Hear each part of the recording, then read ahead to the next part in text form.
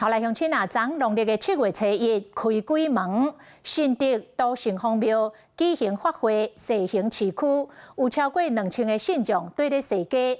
啊，講這個西行的隊伍經過新竹市政府的時陣，市長高虹安是徛佇個市府2樓的陽台，熱手比愛心，甲大家拍招呼，結果引發批評咯。信眾講高虹安所徛的所在比神明較懸，這是對神明不敬，真無禮貌。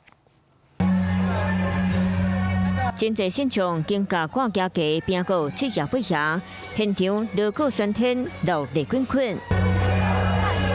新竹都城隍廟佇咧昨下晡4點舉辦農曆7月初1家家消災解厄文章發揮活動，將超過2500位信眾共同參與。不過經過新竹市會時，這個畫面引起熱氣。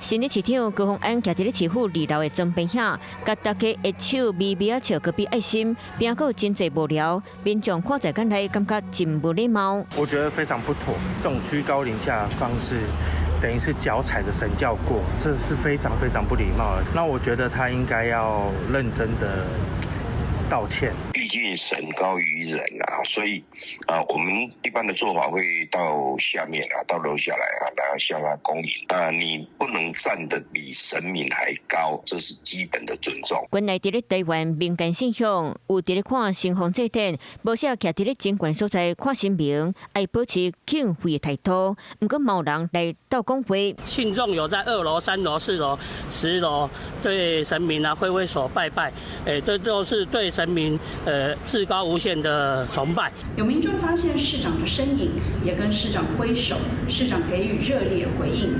現場民眾非常高興，看見市長非常關注這場活動。新竹市府是回響，當時高虹安佇咧開會，聽到路口城隍祭舉家隊伍經過市府頭前，即佇咧裝邊仔看活動。當時向參加的民眾致意，新聞教學以外引發討論。高虹安徛佇咧裝邊仔，敢有適合？介在大家看法。